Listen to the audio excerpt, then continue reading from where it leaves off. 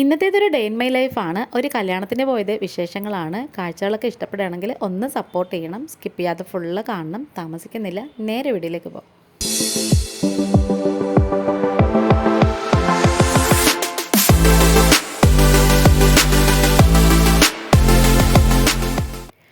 അപ്പോൾ ഇത് കല്യാണത്തിന് പോകുന്നത് ഞാനും ഹസ്ബൻഡും മാത്രമാണ്. മക്കളൊന്നും ഇല്ല.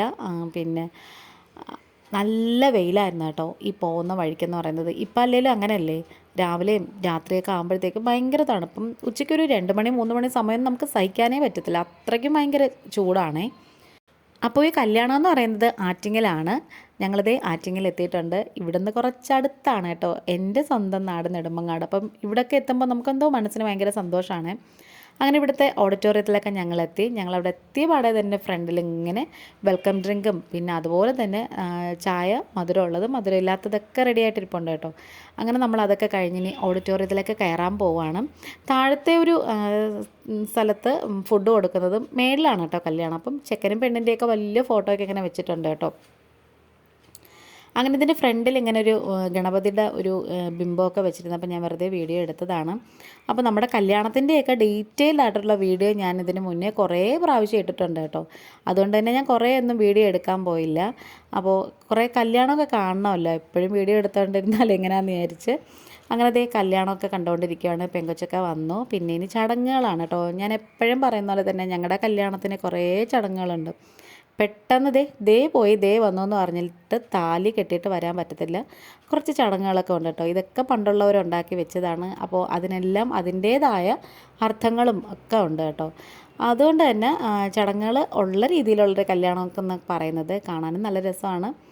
അങ്ങനെ ഇതേ കുറേ കഴിഞ്ഞു നമ്മളിങ്ങനെ ചടങ്ങുകളും കല്യാണമൊക്കെ കണ്ടുകൊണ്ടിരിക്കുകയാണ്. ഇവിടെ ഇരുന്നപ്പോൾ തന്നെ കുറേ റിലേറ്റീവ്സിനെ കണ്ടു കേട്ടോ. അപ്പം വെറുതെ ഞാനിങ്ങനെ ഇതിൻ്റെ മേളിലത്തെ ഡിസൈനൊക്കെ കണ്ടപ്പം ജസ്റ്റ് ഇങ്ങനെ എടുത്തതന്നേ ഉള്ളൂ. നല്ല ഭംഗിയുണ്ട് കാണാൻ. അതുപോലെ തന്നെ ഓഡിറ്റോറിയം അലങ്കരിച്ച് വെച്ചേക്കുന്നതും കാണാൻ നല്ല രസമായിരുന്നേ. കുറേ പൂക്കളൊക്കെ വെച്ചിട്ട് നല്ല ഭംഗിയുണ്ടായിരുന്നു കാണാൻ. അപ്പോൾ അതെ എൻ്റെ ആങ്ങൾ ഇവിടെ വന്നിപ്പുണ്ട്. അമ്മയുടെ ചേച്ചിയുടെ മോനാണ്. അപ്പോൾ ഇവരുടെ വീട്ടിൽ പാലയച്ചന് പോയതിൻ്റെ വീഡിയോ ഒക്കെയാണ് കേട്ടോ. പാലയച്ച കഴിഞ്ഞിട്ട് പോയതിൻ്റെ വീഡിയോ ഞാൻ ഇട്ടിട്ടുണ്ടായിരുന്നു. പിന്നെ ചോറൊക്കെ വന്നു. നല്ല സദ്യ കഴിക്കുന്ന സമയം വീഡിയോ എടുക്കാൻ പറ്റത്തില്ല കേട്ടോ.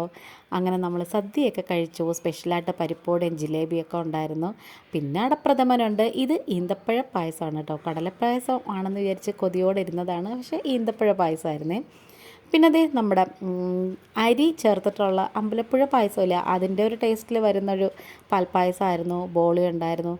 പിന്നെ അതേ ഉണ്ടപാടെ ക്ഷീണം തുടങ്ങി. ഇനി ഞങ്ങൾ നേരെ വീട്ടിലേക്ക് പോവുകയാണ്. അങ്ങനെ ഞങ്ങളുടെ കൊട്ടാരക്കരയും എത്തി വരുന്നുണ്ട്.